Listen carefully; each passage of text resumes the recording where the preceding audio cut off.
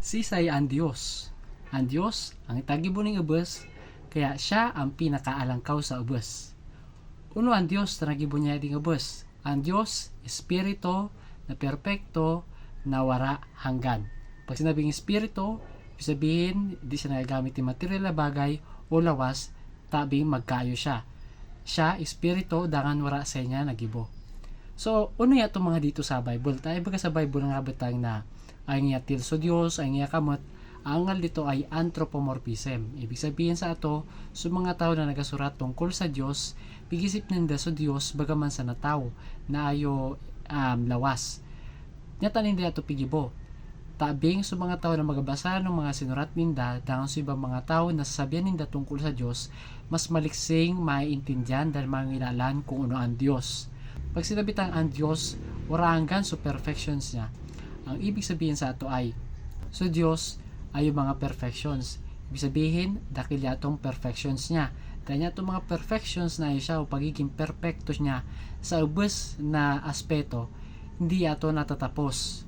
Wala yato hangganan, wala limitasyon. So, ano yato mga perfections ng Diyos?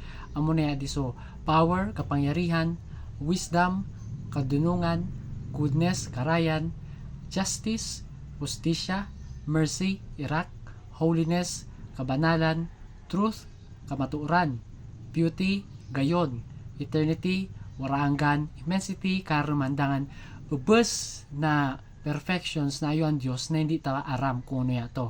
Kaya ang Diyos ay infinitely powerful. Ibig sabihin, so kapangyarihan ng Diyos, hindi yato natatapos, hindi naubos, hindi nagaluya. Ang Diyos mataliin maray, dakila na ram, dahil sukaraman niya, hindi ato natatapos.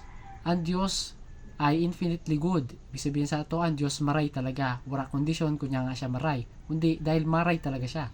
Ang Diyos ay matanos. Ibig sabihin sa pagiging matanos ng Diyos, dati pi ato hanggang nga matanos siya hanggang maski kaano pa man. Dahil ang Diyos may raken. May raken siya sa ubos. Maski kaano pa man. Dahil di ato matapos. Parehas man san kabanalan ng Diyos. Di natatapos, di naubos. Yato ay maski kaano pa man.